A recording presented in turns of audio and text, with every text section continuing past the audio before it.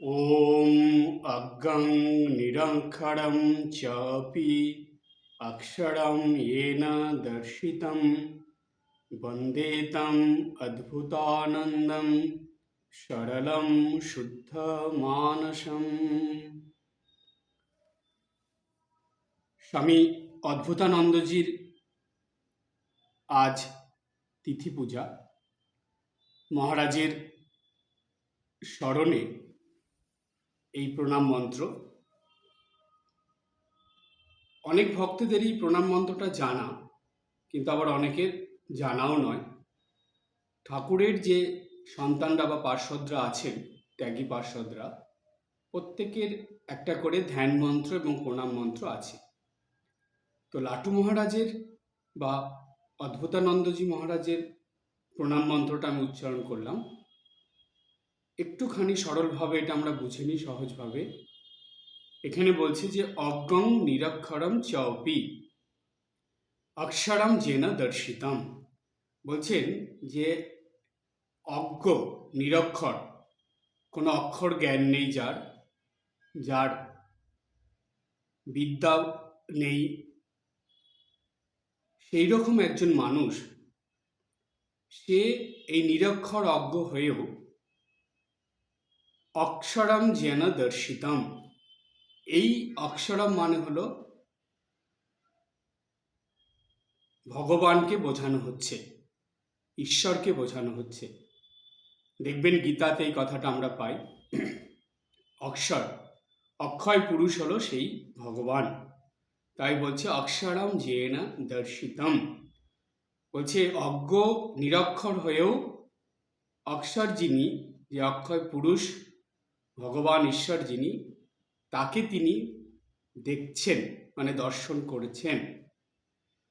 বন্দে তম অদ্ভুতানন্দম, সেই রকম অদ্ভুত আনন্দে যিনি আছেন, অদ্ভুতানন্দ, তাকে বন্দনা করি। সরলম শুদ্ধম মানসম, সরল এবং শুদ্ধ মন নিয়ে সেই অদ্ভুতানন্দকে আমি বন্দনা করি বা প্রণাম করি। এই হলো স্বামী অদ্ভুতানন্দের প্রণাম মন্ত্র। এই প্রণাম মন্ত্রের মধ্যে দিয়ে যাকে প্রণাম করা হয় তার গুণের কথাটা উল্লেখিত হয়। তো এখানে প্রথমেই বলা হলো তিনি অজ্ঞান বা অজ্ঞ এবং নিরক্ষর, অর্থাৎ জাগতিক কোনো জ্ঞান তার ছিল না। অক্ষর জ্ঞান, যেটাকে আমরা বলি শিক্ষিত মানুষ, সেই রকম তিনি ছিলেন না। কেন? কারণ লাটু মহারাজ বা অদ্ভুতানন্দজি মহারাজের পূর্ব নাম ছিল রাখাতুরাম। বিহারের ছাপড়া জেলার এক দরিদ্র গ্রামে রাখাতুরামের জন্ম হয়েছিল। জন্মের 5 বছরের মধ্যে পিতা মাতা দুজনকেই তিনি হারিয়েছিলেন। কাকার কাছে মানুষ হয়েছিলেন। কিছুটা বড় হওয়ার পর গরিব সংসার, সেইখানে পয়সার দরকার, তাই পয়সা রোজগারের জন্য কলকাতার রামচন্দ্র দত্তের বাড়িতে গৃহভৃত্য হয়ে রাখাতুরাম এসেছিল। গৃহভৃত্য মানে চাকর। তিনি অর্থাৎ রাখাতুরাম রামচন্দ্র দত্ত, যিনি ছিলেন শ্রীরামকৃষ্ণদেবের ভক্ত, অর্থাৎ ভগবানের ভক্ত, সেই ভক্তের বাড়িতে গৃহভৃত্য ছিলেন, যাকে বলা হয় চাকরের কাজ করতে। তার কাজের জন্য, তার নিষ্ঠা ভক্তির জন্য পরবর্তীকালে আমরা দেখি যে ভগবানের ভক্তের চাকর থেকে তিনি স্বয়ং ভগবানের চাকরে পরিণত হলেন। লাটু মহারাজ কথায় কথায় বলতেন যে আমি ভগবানের চাকর আছে। তার কথাটা খুব সুন্দর লাগতো শুনতে, বিহারি ভাষা যেটা, সেটার সঙ্গে বাংলা মিশিয়ে তিনি বলতেন, তাই নিজেকে ভগবানের চাকর বলতেন। এই যে তার মনোভাব আর ঠাকুরের প্রতি যা তার ভালোবাসা, এটা কি করে হলো? রাখাতুরাম যখন রামচন্দ্র বাবুর বাড়িতে কাজ করতেন, তখন তার সরলতা, শুদ্ধতা, পবিত্রতা, শ্রদ্ধা, ভক্তি দেখে রামচন্দ্র দত্তের ও স্ত্রী এবং রামচন্দ্র দত্ত এবং তার বাড়িতে যারা ছিলেন সবাই রাখাতুরামকে খুব ভালোবাসত। একদম নিজের ছেলের মতন স্নেহ ভালোবাসা দিত। তাই রামচন্দ্র দত্ত আদর করে রাখাতুরামের নাম দিল লালটু। সবাই তাকে লালটু বলেই ডাকত। সেই লালটুই যখন ঠাকুর শ্রীরামকৃষ্ণদেবের কাছে গেলেন, ঠাকুরের ডাকে তিনি হলেন কখনো লাটু, কখনো লেটো, কখনো নাটু। ঠাকুর বা কখনো লেটো বলেই ঠাকুর বেশি ডাকতেন। তো সেই রাখাতুরাম বা লালটু রামচন্দ্র দত্ত ঠাকুরের কাছে যাতায়াত করতেন। তো একদিন লাটু মহারাজ, যিনি পরবর্তীকালে হয়েছিলেন, সেই লালটু এই রামকৃষ্ণ নামটা শুনেই যেন সেই ব্যক্তিটাকে, অর্থাৎ রামকৃষ্ণ দেবকে দেখার জন্য তার মন অস্থির হয়ে উঠেছিল। এটা কেন হয়েছিল? জন্মসূত্রে লাটু মহারাজ এটা পেয়েছিলেন যে লাটু মহারাজের মাতা পিতা তারা ভীষণ রাম ভক্ত ছিলেন। তাই লাটু মহারাজের ছোটোর থেকে রামের প্রতি একটা মনের আলাদা টান ছিল, আকর্ষণ, ভালোবাসা ছিল। তাই রামকৃষ্ণ নামটা শুনেছেন তিনি, দুটোই ভগবানের নাম। সেই কারণে লাটু মহারাজের বা লালটুর রামকৃষ্ণদেবকে দেখার খুব ইচ্ছে মনে জেগেছিল। তিনি আসলেন, বলা যায় ভগবানের টানেই তিনি এসেছেন। রামচন্দ্র দত্তের সঙ্গে ঠাকুরের কাছে এসেছিলেন। ঠাকুরকে দেখেই লাটু মহারাজের এত ভালো লেগে গিয়েছিল যে ঠাকুরের কাছ থেকে তিনি আর যেতে চাইছিলেন না। যাই হোক, ঠাকুরেরও খুব ভালো লেগেছে লাটু মহারাজকে। লাটু মহারাজকে দেখে, অর্থাৎ লালটুকে দেখে ঠাকুর খুব সুন্দর একটা কথা বলেছিলেন, এবং সেই কথাটা বলার সঙ্গে রামচন্দ্র দত্তের কাছ থেকে লালটুকে চেয়ে নিয়েছিলেন। ঠাকুর বলেছিলেন যে ওই লালটুর মধ্যে, অর্থাৎ লাটু মহারাজের মধ্যে, ঠাকুর বলছেন এই যে সাধুর লক্ষণ, তার মানে এমন কিছু ছিল যেগুলো দেখে ঠাকুর বুঝতে পেরেছিলেন যে একজন সাধু সন্ন্যাসীর মধ্যে যেসব গুণগুলো থাকে, লক্ষণগুলো থাকে, সেগুলো ওই লালটুর মধ্যে ছিল। ঠাকুর রামচন্দ্র দত্তকে বললেন যে এই ছেলেটাকে দেওয়ার জন্য। ঠাকুরের কাছে আসতে শুরু করলেন। কয়েকবার আসার পরে লাটু মহারাজ আর ফিরে যেতে চাইলেন না। তিনি ঠাকুরের কাছেই থেকে গেলেন, ঠাকুরের সেবা করতেই শুরু করে দিলেন।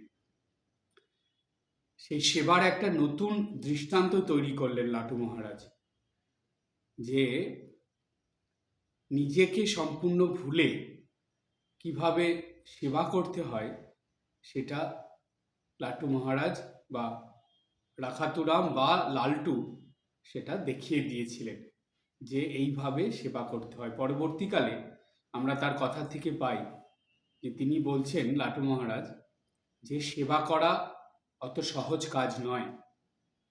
সেবা করতে গেলে নিজের কথা ভুলে যার সেবা করছো তার দিকটা ভেবে, তার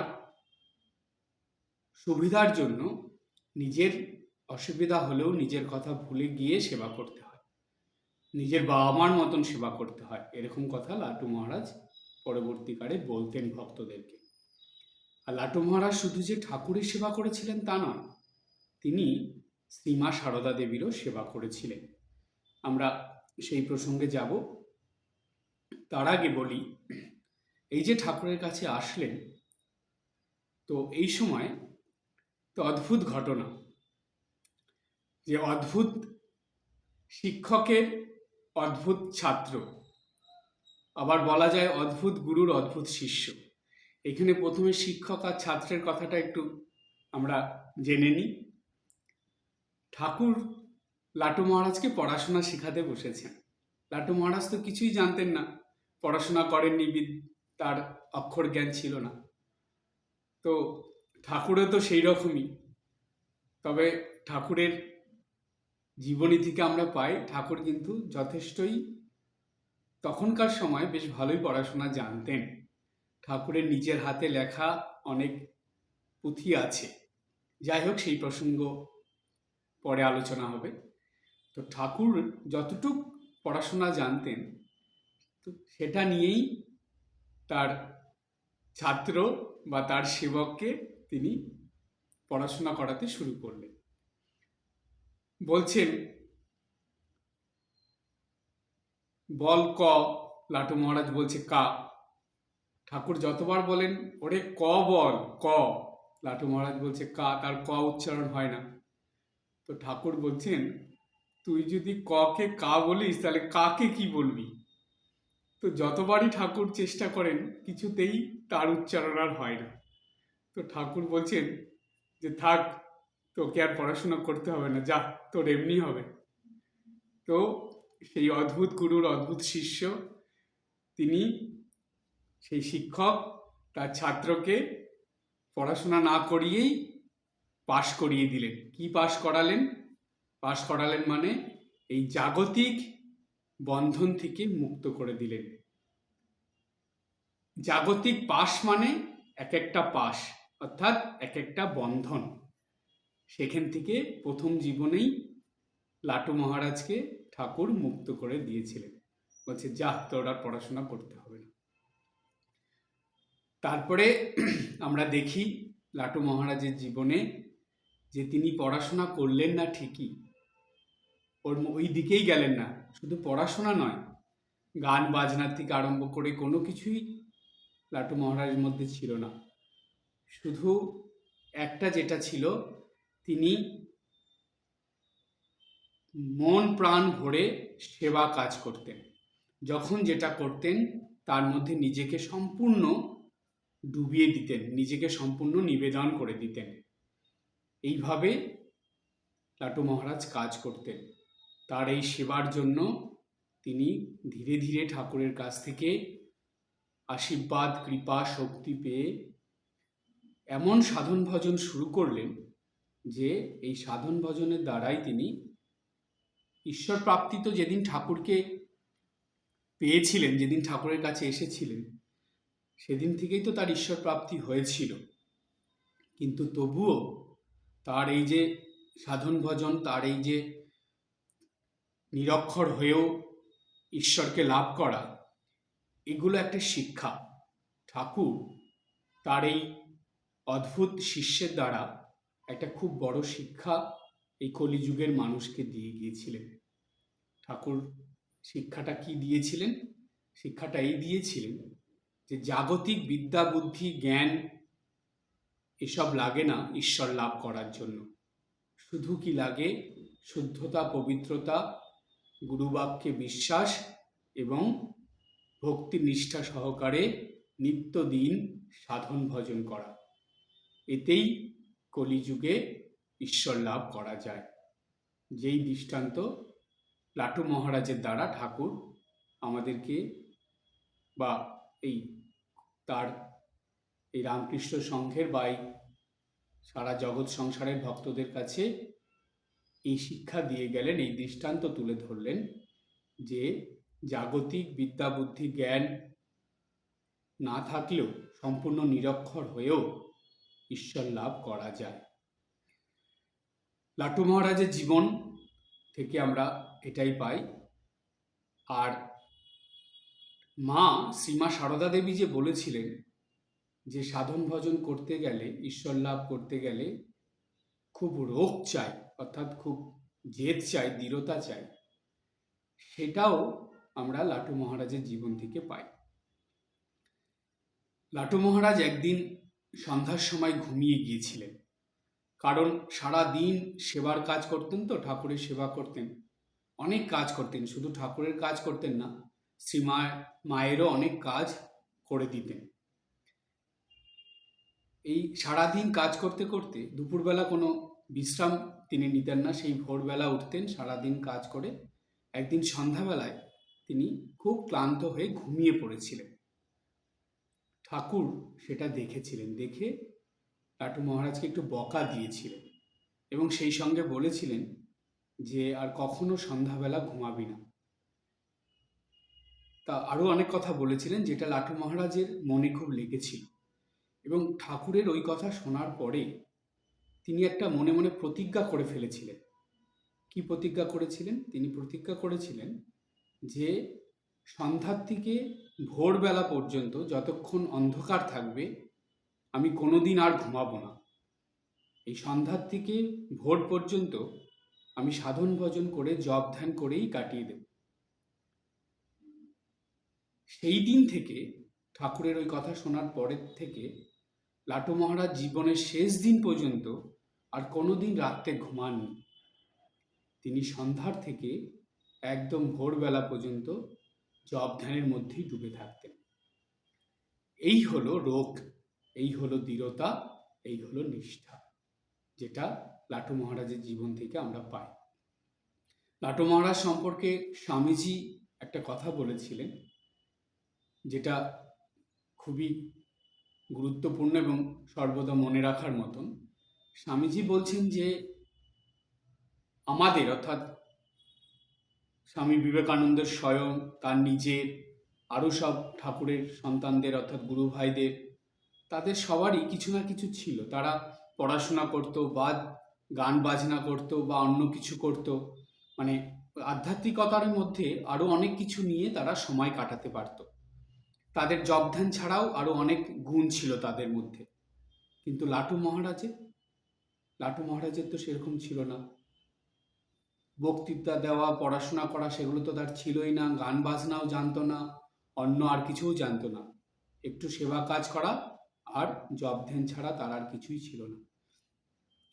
তাই স্বামীজি বললেন শুধুমাত্র জপ ধ্যানকে অবলম্বন করে এই লাটু মহারাজ বা লেটো যেই দৃষ্টান্ত রেখে গেলেন যে সেটা সত্যি অদ্ভুত।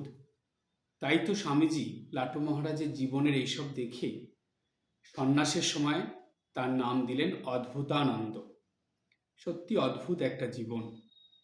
আপনারা ঠাকুরের সন্তানদের জীবনীগুলো নিশ্চয়ই পড়েছেন, কিন্তু লাটু মহারাজের জীবনীটা একবার ছাড়া দুবার তিনবার পড়বেন, দেখবেন সত্যি অদ্ভুত যে এমন সব ঘটনা তার জীবনে আছে যে ভাবলে অবাক হতে হয় যে শুধু সাধন ভজন জপ ধ্যানকে অবলম্বন করে কি করে একটা মানুষ দিনের পর দিন, বছরের পর বছর কাটিয়ে দিতে পারে।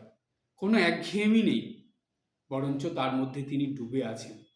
এই জন্যই বলে যে সাধন ভজনে কখনো একঘেয়েমি হয় না। কেন?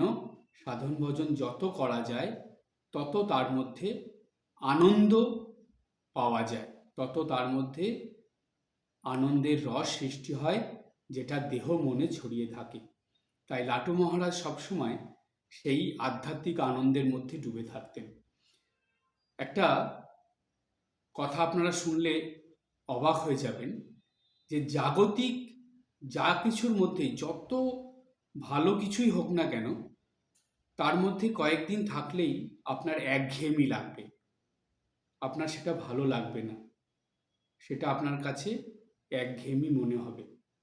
কিন্তু আধ্যাত্মিকতার মধ্যে এই একঘেয়েমি নেই, তার মধ্যে শুধু আনন্দই আনন্দ আছে। তাই তো লাটু মহারাজ শুধু সাধন ভজন জপ ধ্যানকে অবলম্বন করেই দিনের পর দিন, বছরের পর বছর কাটিয়ে দিতে পেরেছিলেন এবং সেইভাবেই জীবনযাপন করে গিয়েছিলেন। লাটু মহারাজকে এমনি মনে হতো যে তিনি সরল সোজা মানুষ এবং নিরক্ষর মানুষ, কিন্তু তার মধ্যে জ্ঞান কেমন ছিল দেখুন। এই বৈষ্ণব শাস্ত্রে একটা কথা আছে না, যে জন কৃষ্ণ ভজে সে হয় বড়ই চতুর। তো লাটু মহারাজ যেহেতু ঈশ্বরের নাম ভজনা করত, তারও কিন্তু খুবই উন্নত ধরনের বুদ্ধি ছিল। কেমন জানেন? তার বুদ্ধি দেখে স্বামীজি মজা করে লাটু মহারাজকে নাম দিয়েছিল প্লেটো। এই প্লেটো নামটা কি করে আসলো সেটা আমরা জানি। একবার কি হলো, স্বামীজি একদিন পৃথিবীর নানান দেশের পূজার কথা বলছিলেন। কোন দেশে কিভাবে পূজা করা হয় সেই সব কথা স্বামীজি বলে যাচ্ছিলেন তার গুরু ভাইদের। সেইখানে লাটু মহারাজ উপস্থিত ছিলেন।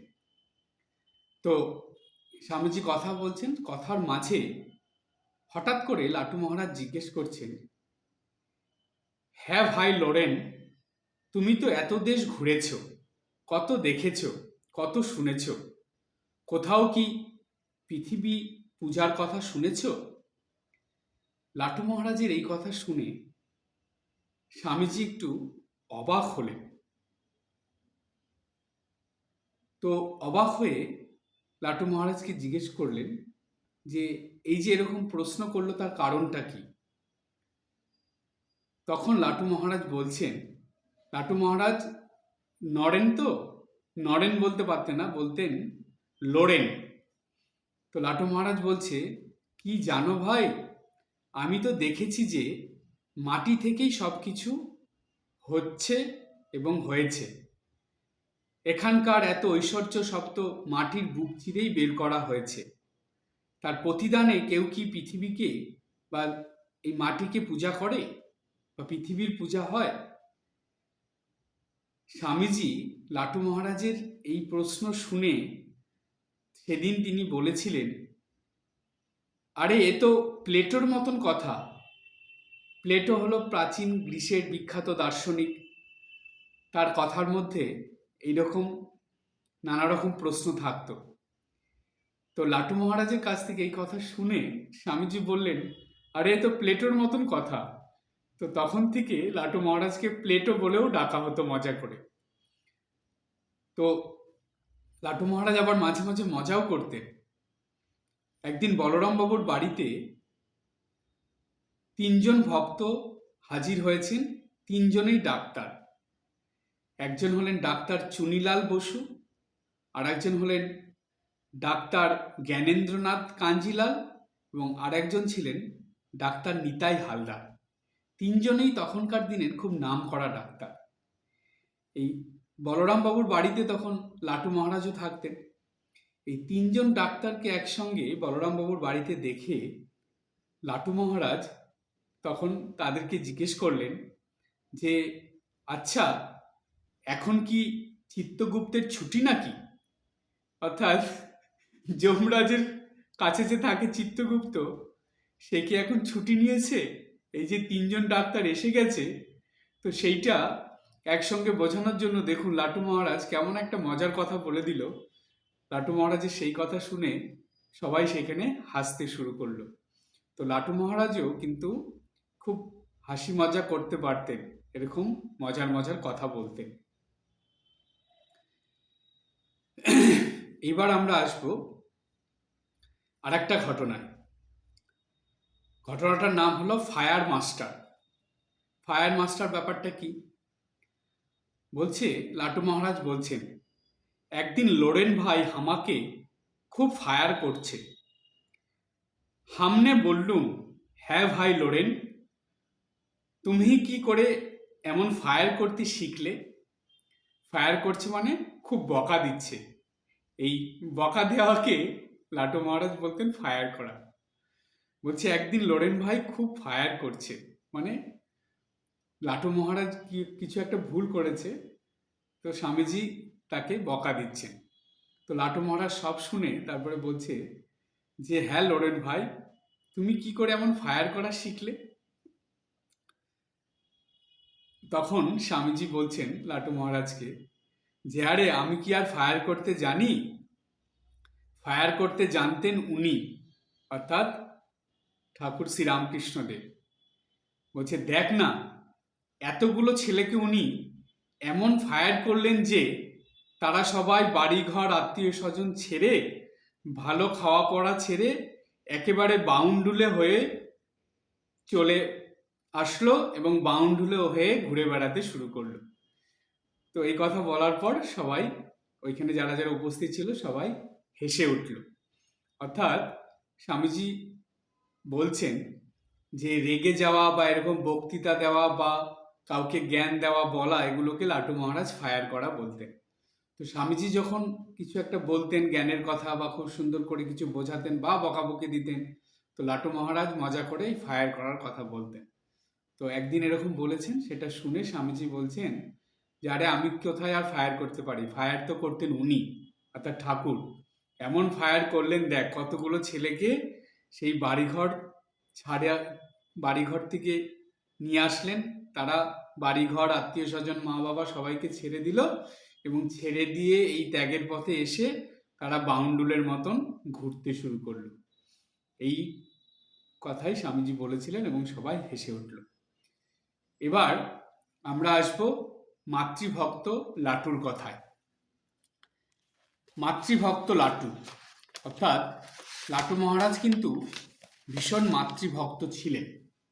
কিন্তু অদ্ভুত ব্যাপার, লাটু মহারাজের এই মাতৃভক্তিটা কোনো বাহ্যিক প্রকাশ তেমন দেখা যেত না, কিন্তু অন্তরে এটা এমনভাবে ছিল যে যারা লাটু মহারাজের সঙ্গে থেকেছে বা যারা লাটু মহারাজকে কাছ থেকে দেখেছে, তারাই বুঝতে পেরেছিল যে লাটু মহারাজ কতটা শ্রীমাকে, অর্থাৎ শ্রীমা সারদা দেবীকে ভক্তি শ্রদ্ধা করত, সম্মান করত, কতটা মানত এবং কি চোখে দেখত।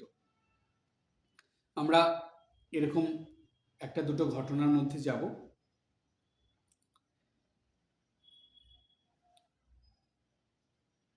সালটা ছিল 1907 সাল। গিরিশবাবুর বাড়িতে দুর্গাপূজা। শ্রীমা সারদা দেবী জয়রামবাটি থেকে কলকাতায় এসেছিলেন, এসে বলরাম বসুর বাড়িতে উঠেছিলেন, বলরাম ভবনে উঠেছিলেন, সেইখানে ছিলেন। আর লাটু মহারাজও ওই বলরাম বাবুর বাড়িতেই ছিলেন। লাটু মহারাজ ওই বাড়ির নিচের একটা ঘরে থাকতেন। শ্রীমা সারদা দেবী যখন বলরাম বাবুর বাড়ির সামনে আসলেন, গাড়ি থেকে নেমে মা দোতলায় একটা ঘরে থাকবেন, তো যখন দোতলায় সিঁড়ির দিকে যাচ্ছেন মা, তখন ওইখানেই লাটু মহারাজের ঘর ছিল, ওইখানে লাটু মহারাজ ছিলেন। তো মা ওইখানে সিঁড়ির দিকে যাওয়ার সময় নিচের ঘরে সামনে গেলেন। কেন? সেখানে তার আদরের ছেলে, আদরের সন্তান আর সেবক লাটু আছে, তাই সেই আদরের ছেলেকে দেখার জন্য মা সেই নিচের ঘরের দরজার সামনে গেলেন। দরজার সামনে গিয়ে সেখানে দাঁড়িয়ে মা বলছেন স্নেহমাখা স্বরে, মা বললেন, কি বাবা নাটু, কেমন আছো? মা কিন্তু নাটু বলতেন, মাও লাটু বলতেন না। তো বলছেন, কি বাবা নাটু, কেমন আছো? এই প্রশ্ন শুনে লাটু মহারাজ তখন কি অবস্থায় ছিলেন বা কি মুডে ছিলেন তিনি জানেন। লাটু মহারাজ মায়ের প্রশ্নটা শেষ হওয়ার সঙ্গে সঙ্গেই বললেন, একটু ভৎসনার সুরে বললেন, তুমি ভদ্দর ঘরের মাইয়া, সদর বাটিতে আমার সঙ্গে কেন দেখা করতে এসেছো? যাও, এখনই ভিতরে যাও, হামনে তোমার সঙ্গে কথা কইবে না। বৃদ্ধ পিতা যেমন তার চপলা বালিকা কন্যাকে শাসন করে, অবিকল সেই সুরেই লাটু মহারাজ শ্রীমা সারদা দেবীকে কথাটা বলেছিলেন। মা লাটুর কথা শুনে, লাটু মহারাজের কথা শুনে চুপ করে আছেন। তখন লাটু মহারাজ আবার বলছেন, হামনে তো ডেকে পাঠালে পারতেন, হামনে তো আপনার গোলাম আছে, হামনে যাইয়া দেখা করতুম। এইরকম মানে ভাষায় লাটু মহারাজ কথা বলতেন। অর্থাৎ লাটু মহারাজ মাকে বলছেন যে আপনি ভদ্র ঘরের মেয়ে হয়ে কেন এখানে এসেছেন? আপনি তো আমাকে ডেকে পাঠাতে পারতেন। আপনি ডেকে পাঠালেই আমি আপনার কাছে গিয়ে দেখা করে আসতাম। আমি তো আপনার গোলাম। তো এই কথা শুনে মা সেখান থেকে মুখে হাসি নিয়ে দোতলায় সিঁড়িতে উঠে দোতলায় নিজের ঘরে চলে গেলেন। মা আছেন ওইখানে, লাটু মহারাজ নিচের ঘরে আছেন, কিন্তু লাটু মহারাজ মার সঙ্গে দেখা করেন না, যান না। সেই সময় বলরামবাবুর বাড়িতে মাসখানেক ছিলেন শ্রীমা সারদা দেবী। আর প্রতিদিন কিন্তু মা নিজের হাতে লাটুর জন্য প্রসাদ পাঠিয়ে দিতেন। আর লাটু মহারাজ সেই নিচের ঘরে সবসময় যেন একটা ভাবের ঘরে থাকতেন। ভীষণ সাধন ভজন জপ ধ্যান করতেন আর একটা ভাবের ঘরের মধ্যে থাকতেন।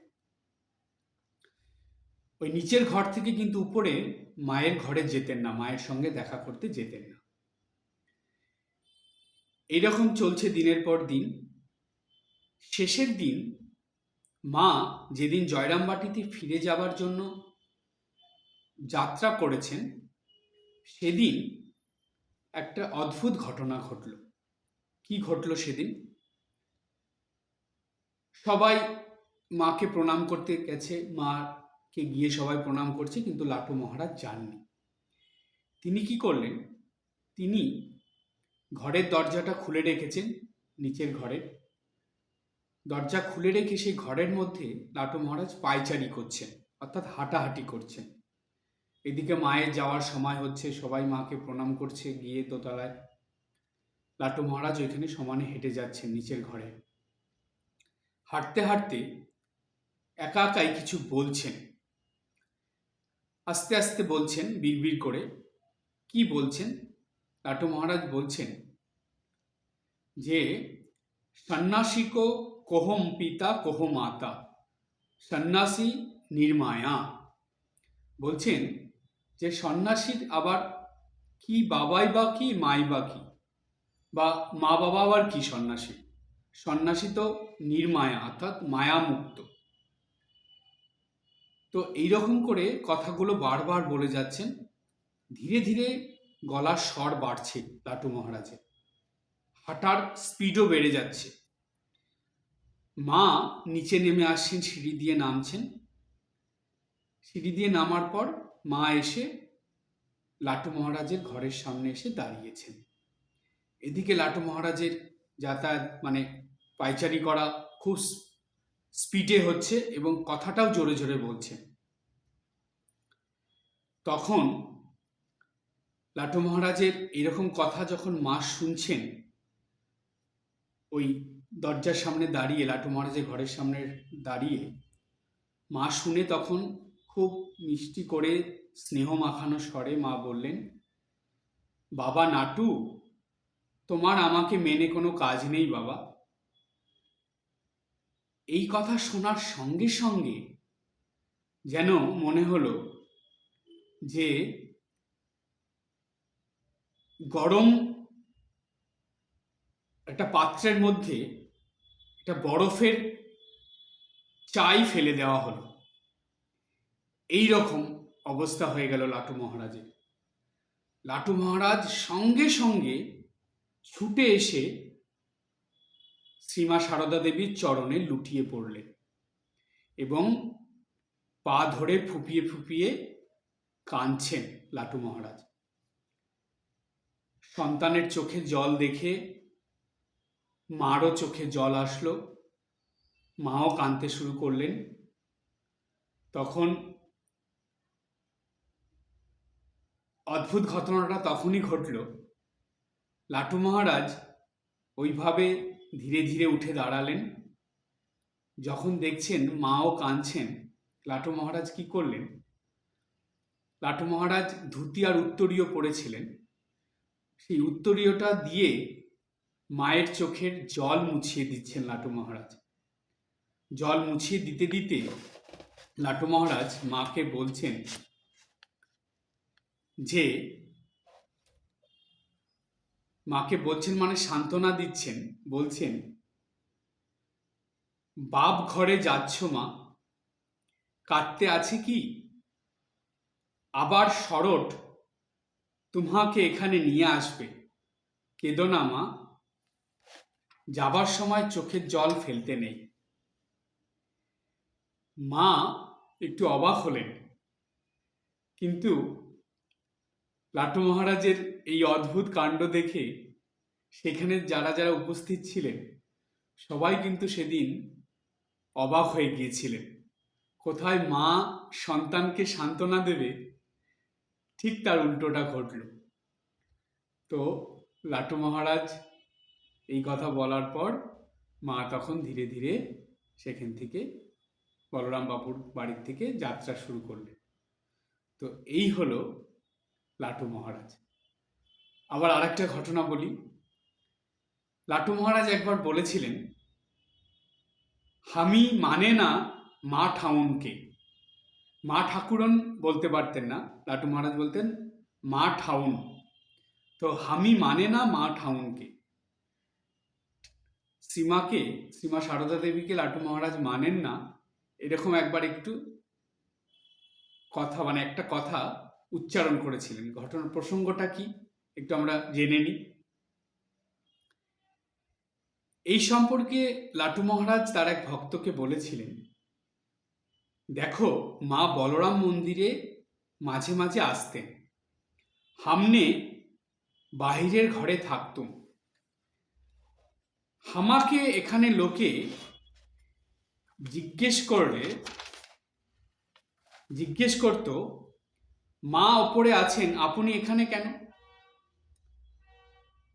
তখন হামনে বলতুম, তাতে কি হয়েছে? কেউ কেউ আমার মনের ভাব বুঝতো, কেউ বুঝতো না। কেউ চটে যেত, কেউ গালি ভি দিত। হামনে তো একদিন তাদের তাড়া দিলুম, বললুম কেউ কিছু করবে না, কেবল মা ঠাউন বলে হুজুক করবে। হামনে মানে না তোদের মা ঠাউনকে। লাটু মহারাজ এই কথা বলে দিয়েছিলেন। কিন্তু মাতৃভক্তি সেটা যাবে কোথায়? এটা তো বাইরের কথা, কিন্তু অন্তরে যে মাতৃভক্তি পরিপূর্ণ হয়ে আছে সেটার প্রকাশ তো হবে। তাই পর মুহূর্তেই আবেগ জড়ানো কণ্ঠে লাটু মহারাজ বললেন, মাকে মানা কি সহজ রে? ঠাকুরের পূজা তিনি গ্রহণ করেছেন, বোঝো ব্যাপার। মা ঠাউন কি তা তিনি বুঝেছিলেন, আর কিঞ্চিত স্বামীজি বুঝেছিল। তার দয়া বুঝতে হলে বহুত তপস্যার দরকার। অর্থাৎ শ্রীমা সারদা দেবীর, অর্থাৎ শ্রী মায়ের দয়া যদি বুঝতে হয় তাহলে অনেক তপস্যার দরকার। এই ছিল লাটু মহারাজ, যার শ্রীমা সারদা দেবীর প্রতি অগাধ স্নেহ, ভক্তি, ভালোবাসা, বিশ্বাস এবং সর্বোপরি সম্পূর্ণ শরণাগতি ছিল। তাই লাটু মহারাজের এই আচরণগুলো অদ্ভুত, অবাক করার মতন ছিল, কিন্তু তার মধ্যে দিয়েই মাতৃভক্তি ফুটে উঠত। আর একটা বলে আজকের আলোচনা শেষ করব। শ্রীমা তখন কাশীতে আছেন, শ্রীমা সারদা দেবী। লাটু মহারাজও কাশীতে আছেন, কারণ লাটু মহারাজের শেষ জীবনটা কাশীতেই কেটেছিল এবং লাটু মহারাজের শরীরও গিয়েছিল কাশীতে। তাই লাটু মহারাজও তখন কাশীতে আছেন, শ্রীমা সারদা দেবীও তখন কাশীতে। এই ঘটনাটা আমরা পাই বিভূতিভূষণ মিত্রের স্মৃতিকথা থেকে। তিনি লিখেছেন যে একটা সময় লাটু মহারাজ একটা খুবই বিস্ফোরণজনক মন্তব্য করেছিলেন। কি বলেছিলেন? যে তোদের মা ঠাউনকে আমি মানে না, এই কথা বলেছিলেন। আশ্চর্য হয়ে যাবার মতো কথা এটা। যে শুনবে সেই অবাক হয়ে যাবে যে এটা কি কথা বলছেন ঠাকুরের সন্তান হয়ে, যে এইরকমভাবে নিজেকে ভুলে ঠাকুরের সেবা করেছে, নিজেকে ভুলে শ্রীমা সারদা দেবীর সেবা করেছে, সেই সন্তান অর্থাৎ সেই লাটু মহারাজ, সেই অদ্ভুতানন্দ এরকম কথা বলছে। অবশ্যই তাই, এরকম অদ্ভুত কথা তিনিই তো বলতে পারেন, যেহেতু তিনি অদ্ভুতানন্দ। তাই কেন এই আশ্চর্যের বা অদ্ভুত কথাটা বলছে, কিন্তু সেটা যে কথাটা বলেছিল সেটা কি লাটু মহারাজের মনের কথা? প্রশ্নটা হলো এইখানে। কথাটা হলো লাটু মহারাজের বাইরের কথা, ভক্তদেরকে একটা শিক্ষা দেওয়ার জন্য লাটু মহারাজ এই কথাটা বলেছিলেন, কিন্তু এটা তার মনের কথা ছিল না। এখানে প্রশ্ন আসবে, কি শিক্ষা দেওয়ার জন্য লাটু মহারাজ এই কথাটা বলেছিলেন? শিক্ষাটা এটাই ছিল যে লাটু মহারাজ বলছেন, যত ভক্তরা শ্রীমায়ের কাছে আসতেন তাদের মধ্যে বেশিরভাগই সব হুজুকে মা মা করত। তাদের মাকে একটু দেখবে, প্রণাম করবে, তারা মায়ের কথা শুনে মায়ের কাছে এসেছে, এই হুজুকে তারা মা মা করে মায়ের কাছে আসতো, মাকে প্রণাম করত, মাকে নানা রকম প্রশ্ন জিজ্ঞাসা করতো, এইসব করতো। কিন্তু লাটু মহারাজ বুঝতে পেরেছিলেন যে বেশিরভাগ ভক্তরাই মায়ের কথা মেনে চলে না, মায়ের নির্দেশ মানে না, মাকে সেইভাবে শ্রদ্ধা ভক্তি বিশ্বাস করে না, এগুলো লাটু মহারাজ বুঝতে পেরেছিলেন। তাই ওই রকম ভক্তদের উদ্দেশ্যে লাটু মহারাজ এই কথা বলেছিলেন, কিন্তু এটা তার বাইরের কথা ছিল, মনের কথা ছিল না। কেন? এইবার আরেকটা ঘটনার মধ্যে আসি। একদিন বাবা বিশ্বনাথ দর্শনের জন্য লাটু মহারাজ যাচ্ছেন, ফুল বেলপাতা সব কিছু নিয়ে লাটু মহারাজ রেডি হয়েছেন, বিশ্বনাথ দর্শনে যাবেন, গিয়ে বাবা বিশ্বনাথকে পূজা দিয়ে আসবেন। কাশিতে আছেন তো, তাই বিশ্বনাথের পূজা দিতে যাবেন। লাটু মহারাজ যখন ফুল বেলপাতা সব নিয়ে যাওয়ার জন্য প্রস্তুত হয়েছেন, সেই সময় বিভূতিবাবুকে অর্থাৎ বিভূতিভূষণ মিত্রকে বিভূতিবাবুকে বলছেন যে চলো আমার সঙ্গে মন্দিরে বিশ্বনাথের পূজা করতে। তো বিভূতিবাবুও রাজি, দুজনে যাবেন। বিভূতিবাবু লিখছেন যে ঠিক যাওয়ার আগের মুহূর্তে অর্থাৎ রওনা দেবেন বিশ্বনাথের পুজোর উদ্দেশ্যে, ঠিক ওই সময় লাটু মহারাজ হঠাৎ করে বললেন বিভূতিবাবুকে যে চলো আমরা আগে মায়ের কাছে যাই, অর্থাৎ শ্রীমার সঙ্গে দেখা করে তারপরে মন্দিরে যাব।